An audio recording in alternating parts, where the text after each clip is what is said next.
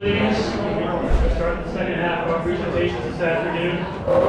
I'm delighted to present Speaker Mark Fine, the Orioles chief marketing officer. Okay, take your time. A native of Baltimore and an American University graduate just like me.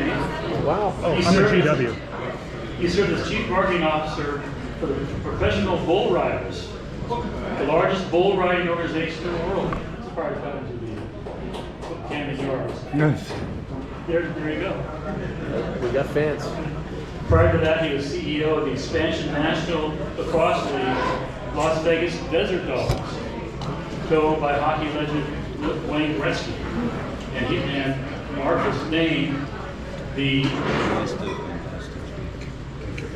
National Lacrosse League Executive of the Year. Congratulations. He also worked as Vice President of Team Marketing for the NBA's Brooklyn Nets and Executive Director of Marketing for the New York Mets, the team that defeated us in 1969. Before we were born. Mark began his career as an Oriole public, listen to this is pretty cool. Mark began his career as an Oriole public relations intern during the 1999 and 2000 seasons, and that he was the assistant to the official scorer at the National Baseball Hall of Fame during Cal Ripken Jr.'s final game in 2001. Did I have that right? Yep. And how old were you then? I was 22. 22. But he didn't peak at 22. He's now the head of marketing for the Orioles. Ladies and gentlemen, Mark Fine. Kill the radio?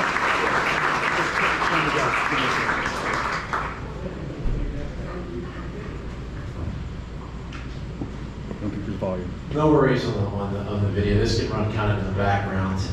This talks a little bit about the ballpark upgrades that are taking place here over the off season. Yeah, right here you see our video board this past year. We were 30th in baseball in terms of size of the video board. So that's last. And we're going to have the 12th largest. So I think it's going to make a really big difference in fans and your experience as you come to Camden Yards. For me, yeah, as just mentioned, I was an intern in 1999 and 2000. I worked for Bill Stecca, who at the time was an assistant director of PR and then eventually a director of PR. And I remember on my first day as an intern, my first night, we had a game that night. My project was Cal was about to have 3,000 hits, and we needed to track down the 3,000 hits, and there was some missing. And back then, you had to go through, like it was about a few hundred missing out of the 3,000. So I had to go through all the black books, in the press box, and go year over year, to try and find the hits. And I remember that for whatever reason, the hits that were missing were the 1997 interleague road games. And I found it that night. I felt really proud of myself. I had a good first day of my internship. My internship was unbelievable. I'm born in Baltimore, was a diehard Orioles fan growing up. I had a superstition that my friends joke with me about. When Cal was going through the streak, you can't do this now, but I would only get $8 of gas every fill-up while he was doing that. And that's, my friends know that. And once in college, we drove to Florida for spring break, and my friend was just so annoyed at me that we were stopping for $8 of gas every time.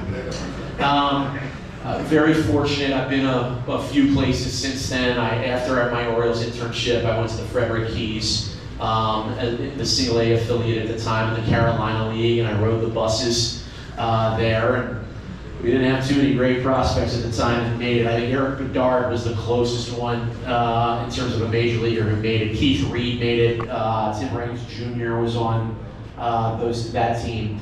But it was a tougher time. But a great experience working in minor league baseball. Minor league baseball is where you do everything. I was a mascot, Coyote. you pull the tarp. I mean, you really leave your ego at the door when you work in minor league baseball. So it was actually a really great experience for me to learn. They were owned at the time, some folks might remember, by Comcast Spectacor. Comcast Spectacor bought it from Peter Kirk in Maryland Baseball. And Comcast Spectacor owned at the time the Flyers and Sixers and the arena up in Philadelphia, what was called the Wachovia Center, Wells Fargo Center, now Xfinity Mobile Center. So I did 3.5 years at the Keys, and then I went to Philadelphia, and I did 2 years there, and I did all the marketing for everything that wasn't the Flyers or the Sixers. So the circus, Sesame Street Live, concerts, and one mixtape tour.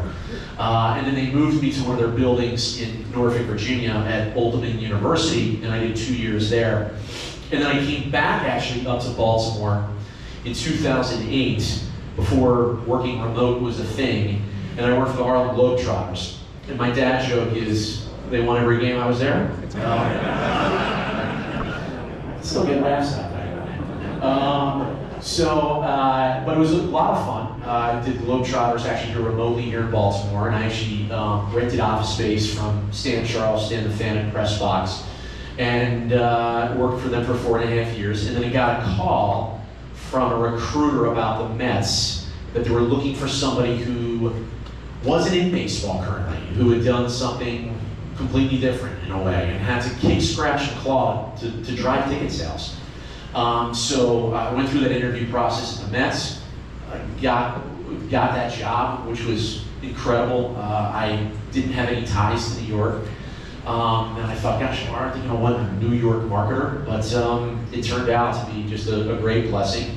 And we relocated to New York, and I worked for the Mets for 6 seasons. Very fortunate, the 2013 season, many executives wait a lifetime. I mean, Bill, who still obviously is a colleague of mine as the Director of Alumni Relations, he started the year before 93, or the year after 93, a couple of years after 93, and that was the last time there was the All-Star game here. In 2013, my first year with the Mets, there was an All-Star game, which was a lot of fun. And then in 2015, the Mets went to the World Series that year, lost 4 games to 1 to the Royals. So I did 6 seasons there, and then I moved over to the NBA. It was really interesting. I didn't grow up an NBA fan. I grew up here, so I would go to the US Air Arena, Capitol Center, here and there for both Caps games and Bullets games. But I didn't grow up as big of an NBA fan as I did a Major League Baseball fan. And I think, you know, in marketing, we have segments. Right, so I'm 47 years old, I'm Gen X. Below me are millennials and Gen Zers, and then Gen Alpha. And above me are the baby boomers.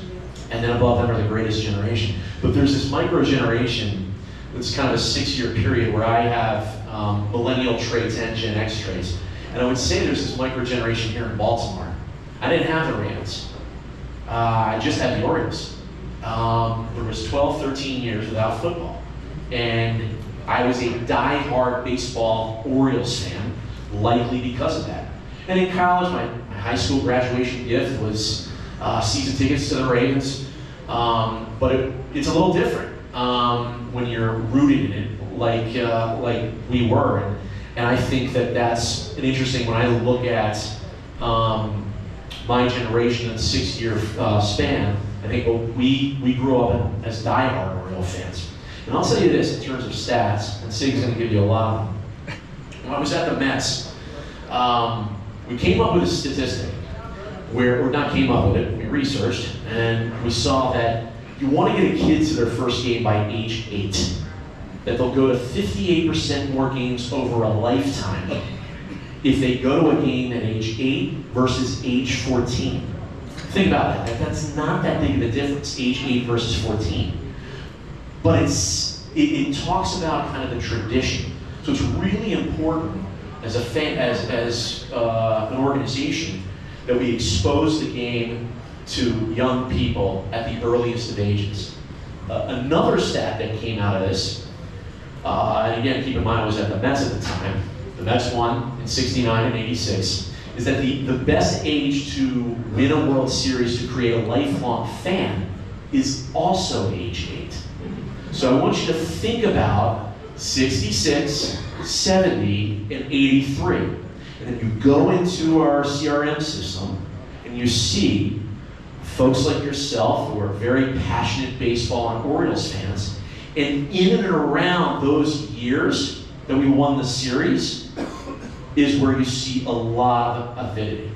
Makes sense. We saw that at the Mets with 69 and 86 being the years that they won. So after the Nets, I went to the Brooklyn Nets for a couple of years. The owner of the Nets, big lacrosse guy, Joe Tsai, moved us to Las Vegas, where he and Wayne Gretzky were on the lacrosse team, indoor lacrosse, same thing as the Baltimore Thunder. And then I moved over to professional bull riders. I've covered it all for a couple of years as well. I actually worked out of UFC, Ultimate Fighting. I was based out of Las Vegas, and we were in the same company as them in WWE, and I worked at that location. And then I got a call about the Orioles, and it was real interesting. I just noticed this the other day. I got my offer at the Orioles a year ago, January 14th. And then this year, just realizing that Bill Stecca's birthday is January the 14th. And I just realized that a couple of days ago. I was like, wow, I mean, the stars really align.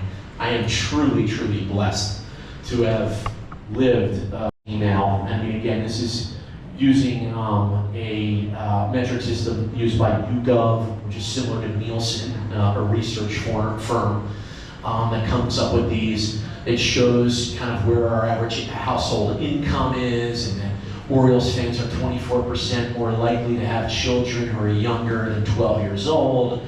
And it talks about fan values. Orioles fans are 59% more likely to engage with a brand or product that we sponsor. Oriole fans are 40% more likely to purchase products from a sponsored brand. This is a slide that we run when we go to folks like Under Armour and other corporate partners to tag along with us. We've got, as I think everybody knows here, an avid fan base and a diehard fan base.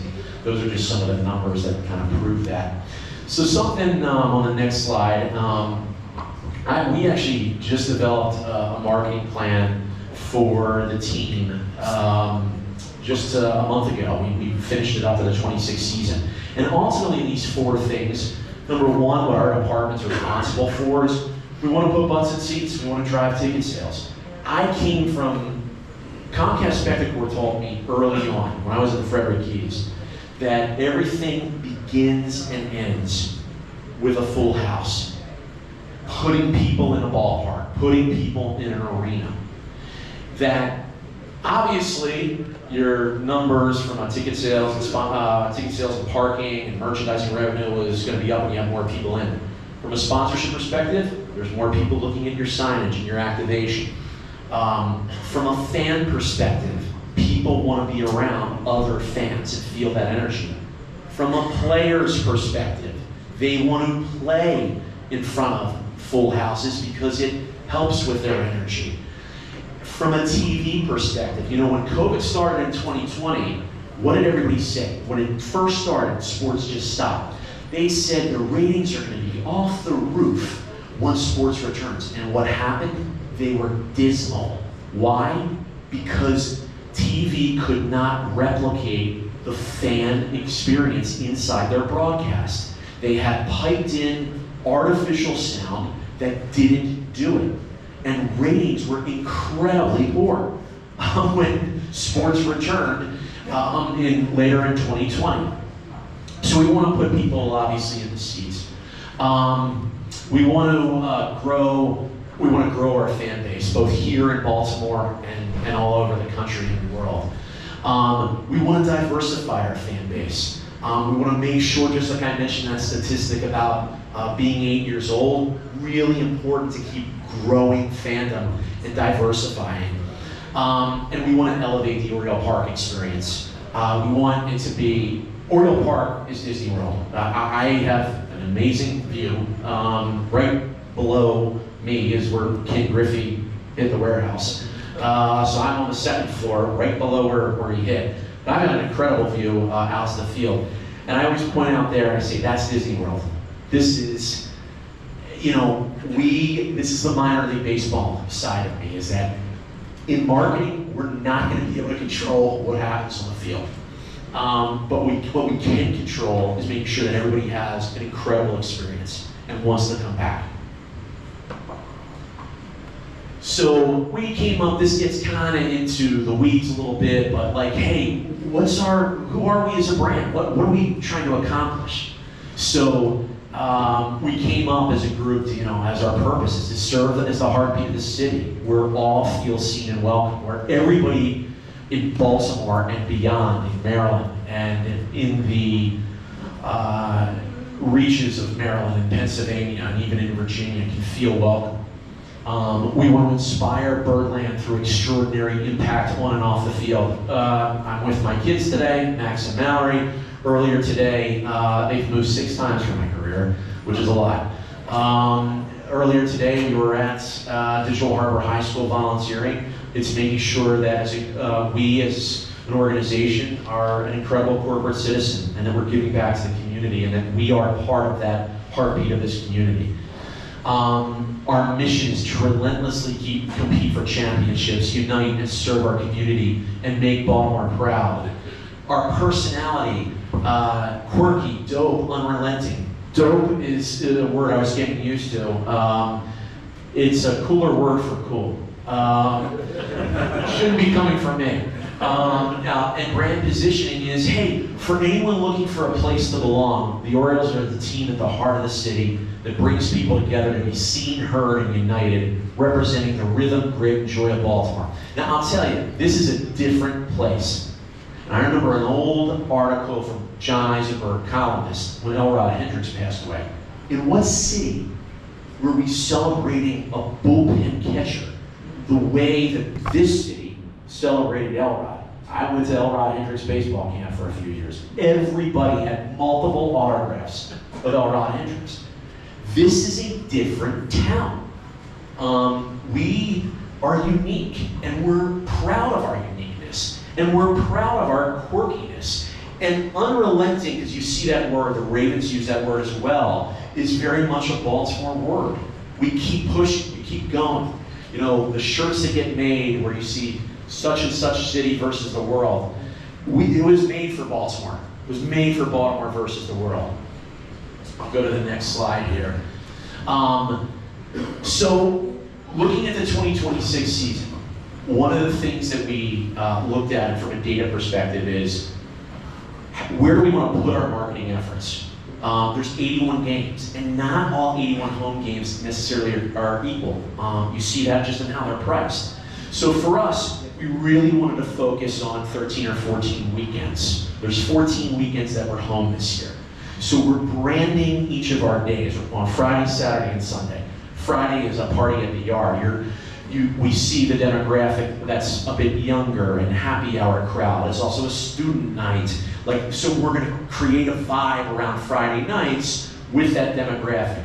Saturdays are where we're going to put our very best promotions and giveaways, which I think you saw some of those come out this past week.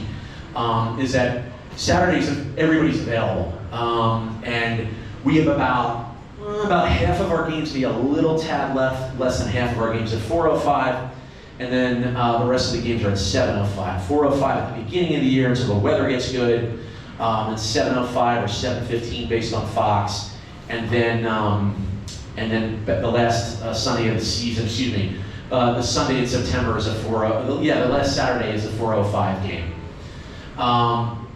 So then every Sunday is Family Sundays, because we can switch to the next slide. Because again, most of our games, with the exception of the very last Sunday, we just got flexed to a 7:20 game that night. But all of our other Sunday games are at 1:35 p.m. And I think there's a 12:10 p.m. there as well. But they're all afternoon games. And again, Sundays are typically family days, and that's something that we should brand ourselves around. We're making sure this year that we have, once the gates open on Sundays, that there are going to be players and or coaches on top of our dugout signing autographs for kids each Sunday. So the programming that day. It's just going to be all family related. I'll go to the next slide. Hard to see here. These are some of the promotional giveaways. You see that capsule on the top right. That's you have Jackson and his dog Coconut on the top left here. That's going to be a Bark in the Park day as well. That's on a Saturday. So we also have some additional promotions that we're still going to be rolling out here over the next few weeks. Just need to sign on the dotted line on a couple of things. We have a Star Wars weekend. We have a Hawaiian shirt weekend this year. So in July against the Braves coming out of the All-Star break, we're going to do a Hawaiian shirt on Friday and Saturday, and then on Sunday, for Family Sundays, it'll be first 5,000 kids 12 and under. Next slide would be kind of the special ticket packages, which the special ticket packages or Heritage Nights kind of round out our schedule. Many of them are those Monday through Thursday nights. When you look at it, you have Healthcare Appreciation Night, you have Japanese Heritage Night, we have Lacrosse Night, which was really popular last year. Going after niche groups, quite frankly, where people want to just get together as a group. And wins and losses don't necessarily matter as much. It's a group that is like, hey, we want to get together with a group of people, the same group of people who play lacrosse, and get the merchandising item and come out. So that's how we rounded out our schedule for the 81 games and strategized around it. I'll talk a little bit about social media. If you follow us on our social channels, the main channels that we program, Instagram, Facebook, X, and TikTok. Last month, really happy to say, we've got work to do, but last month we led the league in 3 of those 4 platforms in quantity of posts. Now, we had a lot to talk about last month, which made it awesome. So that's the quantity part. The quality part is that our engagement score in each of those 4 platforms, we were in the top 6. We were 2, 3, 5, and 6 in those 4 platforms. That means that we're changing a little bit of our tone on social media. Might have noticed that we've changed a little bit of our color scheme on social and our outbound marketing. So really proud of the team and how they handle that effort. And our social channels make it for a fun place to hear from us and communicate back and forth with our fans.